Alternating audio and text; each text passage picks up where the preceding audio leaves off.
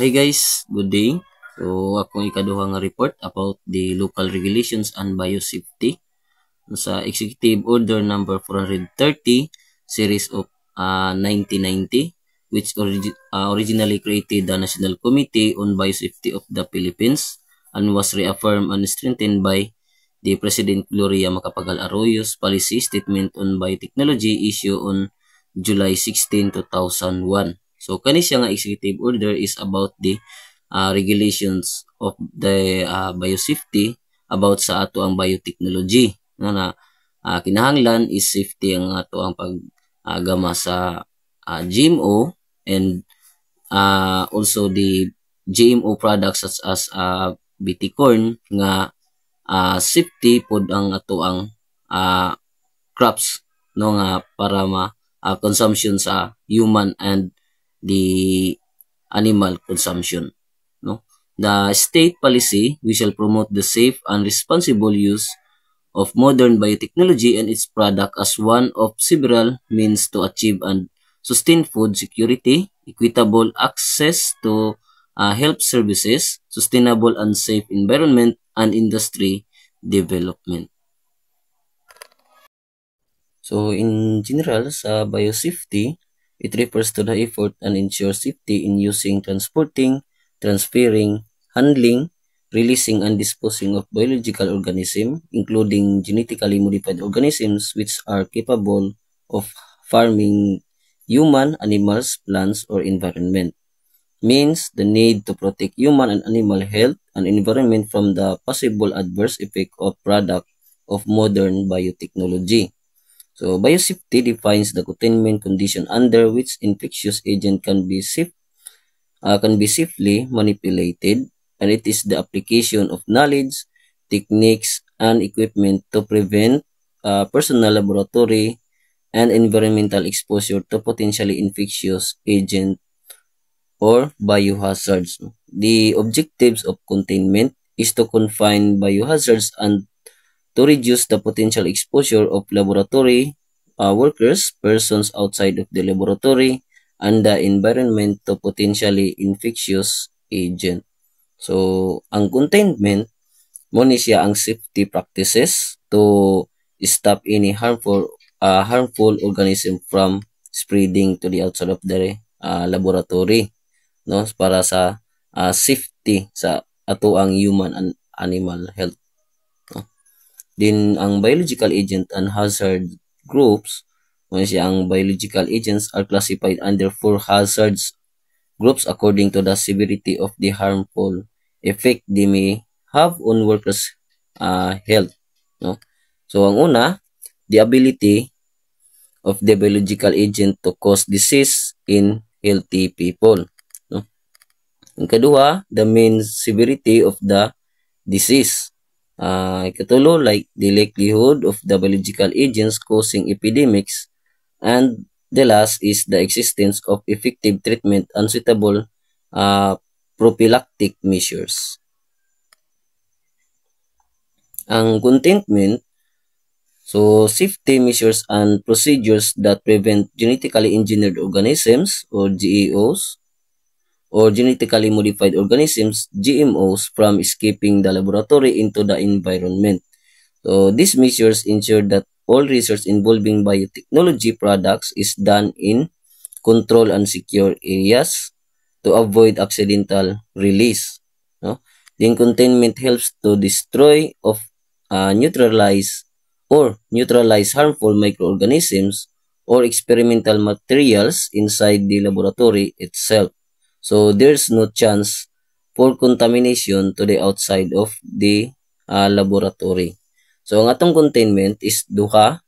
Ang isa is physical containment, din ang ikaduha is mo ni ang biological containment. So unsa day ang physical containment? So the physical containment is a physical method being adopted inside the laboratories to prevent escaping of GEOs to the environment are called physical containment. So ang number 1 nga gamiton is ang air filtration, kaduha sterilization of light para mamatay gud ang mga bacteria, then kinahanglan natay waste disposal, ug ang ikaupat is protective handling or kinahanglan wearing of PPE or personal protective equipment. Then ang biological containment, the biological principle used in laboratories to prevent the escape of GEOs or microbes are called biological containment, no? Si biological containment makes the organisms unable to survive into the outside environment. Then it prevents the spreading of vector DNAs to the organism outside the laboratory by usual conjugation, transformation, or transduction. Ang vector DNAs mo na ang carrier DNA or mo na ang ginatawag na to nga delivery tool to help insert ang new gene to the other genes. No?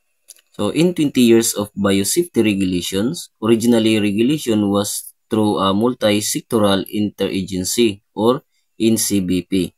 No, so sa NCBP, mo na siya ang head sa tan nga mga agencies. So siya ang nagahatag og kana ang approval through the DNR, DE, DOS o DOH, DFE o DILG, DTI. So aya pa ma-aproban ang ato ang GMO product na ma-consume sa human and feed for animal consumption. No? Then established on October 15, 1990 under the Executive Order of number 430 and working through line agencies. No, in 2006, in Executive Order 514, created a new NCBP. It is composed of 15 members. So, para ma-ensure ang paggama sa GMO product.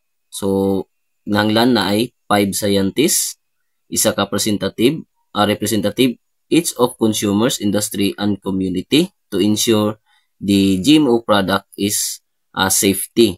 Then 7 line agencies, mao ni siya. Then risk assessment and approvals are by line agencies. So in primary regulation instrument, so Executive Order number 430 series of 1990. So ang continuous is mean any work line with genetically engineered organism that happen so inside a closed laboratory or facility.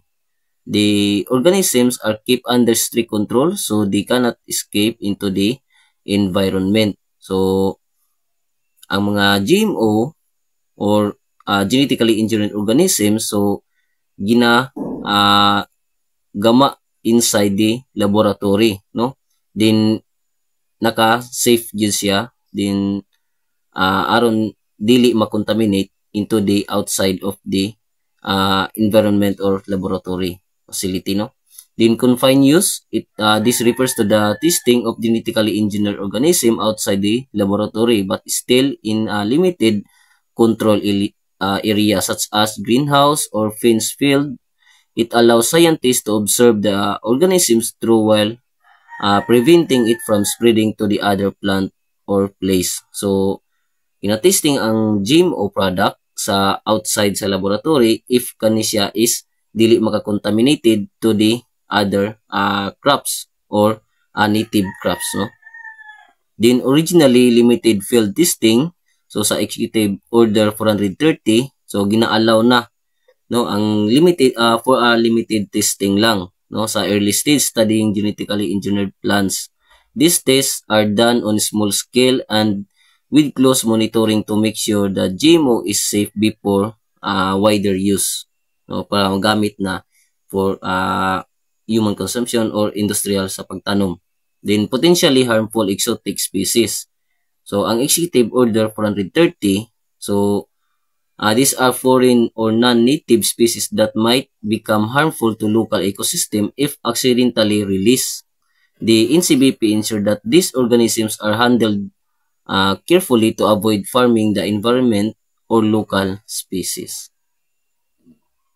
So sa Department of Agriculture Administrative Order number 8 series of 2002, so this order sets the guidelines for testing, releasing, and using genetically modified organisms in the Philippines to ensure they are safe to humans, animals, and the environment, it implemented by the Bureau of Plant Industry or BPI under the DE. So kani siya nga executive order is to ensure o ginatest usa i-implement sa BPI o under sa DE. So unang-una kinahanglan na ay field testing. So it is kung ina-open control field to ay studyhan, no, para makita gyud kung effective ba siya sa pag-farm or dili ba siya makahatag og kanaang cross contaminate, no, sa other crops o dili ba siya makadaot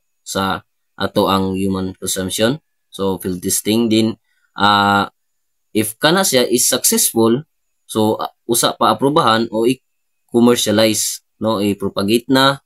So diha na makuan sa mga farmers nga pwede ni siya itanom, pwede ni siya feed for animals consumption or other purposes, no, sa use of GMO for food, feed, and processing or FP, no. This covers the approval of GMOs that will be used as food for humans, feed for animals, or raw materials for making products. All GMOs or FFP must pass safety regulations to make sure they are not harmful or toxic. Then sa delisting, removing GMO from the list of approval products, that this happen if the GMO is found to be unsafe, no longer used, or withdrawn by the developer.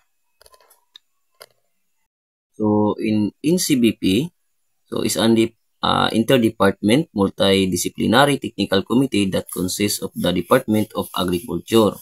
So the Department of Environment and Natural Resources or DNR, Department of Health, and the Department of Science and Technology. So ang example sa NCBP nga ginabuhat is to approve research projects as gina-review nila o gina-approve if kanyang experiment, example, ang BT corn, BT eggplant, and golden rice usa i-aproban nga pwede itanom sa field, no. Then another is setting biosafety rules. NCBP make biosafety guidelines to ensure laboratories and researchers follow safety steps so no genetically modified materials escape or cause harm. Then gina-monitor po nila when scientists plant or BT plant or example ni is kani ang BT corn in confined field for testing. The NCBP checks the site to make sure it allows all safety measures. Then protecting the environment, so evaluate nila, no, ang bag-o nga GMO nga na gama, no, sa kung makaharm ba sa new species sa crops or sa soil, sa water, giving approval. For example, it checks if golden rice won't affect nearby traditional rice varieties. So example na siya ang golden rice, no. Then mag-coordinate pod ang NCBP sa mga DE, sa DNR, sa DOH and DOST, no, kung ma-decide ba na kani is aprobado sa food, feed, processing, no, for human and animal feed consumption, no. Then for instance, so ang DOH check for safety, ang DNR nag-study sa environmental impact ani nga new GMO product, and ang DE naga-insure pod sa agricultural benefits. So mo ni siya ang biosafety organizational structure in the Philippines, no, sa in 1990 ug mo po ni siya ang ginasunod hangtod karon. Ang una, ang NCBP mo ang nagahatag yun og policies, naga-approve sa mga biotech nga research kung na may bag-ong GMO nga product or crops. So sila ang nagahatag og biosafety protocols, policies, regulations. So usa maaprubahan, then ihatag sa secretariat, no, mo ang nag-handle sa about communication, records, and coordination among the agencies, no. Then Gahuman sa STRP. So mo ni siya ang Scientific and Technical Review Panel. So gina-review pod ang papel or ang research no about sa GMO crops. So gina-evaluate ang data. So usa pod maaprubahan o ma-release ang GMO product din sa IBC. So Institutional Biosafety Committees. So muna siya naga-monitor and review all biotech or GMO research done within their institution. Then ang NCBP pod ay pa ihatag ang new GMO research or biotechnology research din ihatag sa DOST, so Department of Science and Technology, nga mao ang naga-provide sa scientific advice, research facilities, and technical guidelines on biosafety. No? Din sa DOH mo ang naga-ensure sa food and products from GMOs are safe for human to eat or use. No?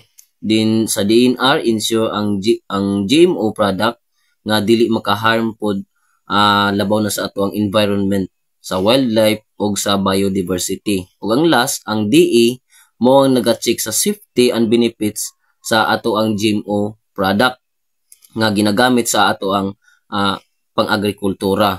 No, example na ang BT corn o ang BT eggplant, another na po ng mga other crops nga biotechnology. No? So, mo lang to akong presentation. So, God bless.